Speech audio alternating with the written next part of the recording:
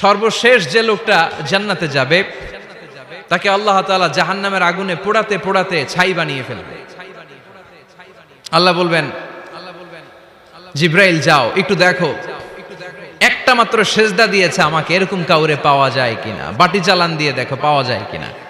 খুঁজে খুঁজে কাউরে পাবে না। আল্লাহ বললেন আবার দেখো, খুঁজে খুঁজে একজনকে পাবে, সামান্য ইমানের ছিটে ফোঁটা তার অন্তরে ছিল।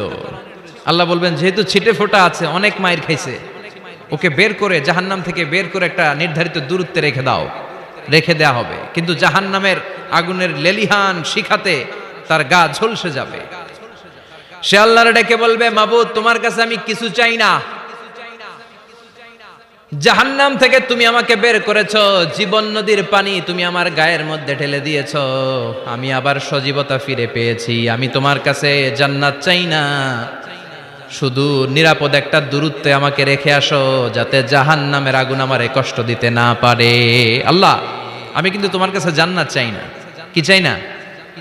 জান্নাত চাই না, কিন্তু জাহান্নামের আগুন আমারে কষ্ট দিচ্ছে, এতটা দূরত্বে রাখো যাতে জাহান্নামের আগুন আমার গায়ে না লাগে। আল্লাহ বললেন ওকে রাখবো, কিন্তু আমার সাথে একটা কন্ট্রাক্টে যেতে হবে, যে এটা তোমাকে দিলে তুমি আর নতুন করে কিছু চাবা না। সে বলবে আমি রাজি, কন্ট্রাক্ট হয়ে যাবে। আল্লাহ জিব্রাইলরে বলবেন যাও এমন দূরত্বে রাখো যাতে জাহান্নামের আগুন ওরে কষ্ট না দেয়। রেখে আসা হবে, অনেক দিন সে ওখানে আনন্দে থাকবে, আল্লাহ শুকরিয়া করবে। সে মনে মনে বলবে বেঁচে গিয়েছি, আমি বেঁচে গিয়েছি, জীবনে আর কিছু চাই না, জাহান্নাম থেকে আমি বেঁচে গিয়েছি।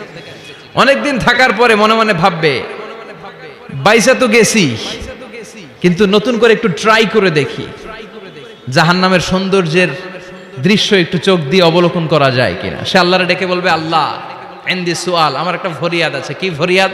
আল্লাহ আগেই বলে রাখি আমি কিন্তু জান্নাতে যেতে চাই না। আল্লাহ বলবেন কি চাও?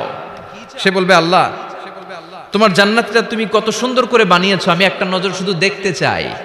জান্নাতের দরজার সামনে নিয়ে যদি আমারে বসিয়ে রাখো, দ্যাটস ইনাফ, আর কিছু চাই না, শুধু জান্নাতের দরজার সামনে। আল্লাহ বললেন তুই না ওয়াদা করেছিস, তুই না চুক্তি করেছিস। সে বলবে আল্লাহ আমারে হতভাগা বানাইয়া তোমার কি লাভ? সুবহানাল্লাহ পড়েন। আমারে তুমি হতভাগা বানিও না। আল্লাহ বলে ঠিক আছে, আবার সিগনেচার কর যে জান্নাতের দরজার সামনে বসিয়ে দিলে আর কিছু চাবি না। সে সিগনেচার করে বলে আমি চাবো না। আল্লাহ বললেন জিব্রাইল বেচারারে ধরে জান্নাতের গেটের সামনে বসায় দে। এবার জান্নাতের গেটের সামনে বসে বসে জান্নাতের সৌন্দর্য দেখা শুরু করবে। সুবহানাল্লাহ।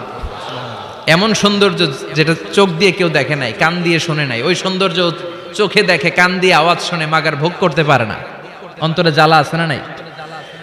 এয়ার কন্ডিশনের রুমে ঢুকতে না পারলেও, এয়ার কন্ডিশনের রুমের দরজার বাইরে দাঁড়ালো, এয়ার কন্ডিশনের রুমের একটা ঠান্ডা বাতাস গায়ে লাগে না?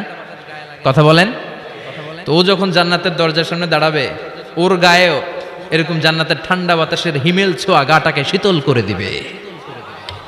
ওই শীতল হয়ে যাওয়ার পরে আর তো সহ্য হবে না।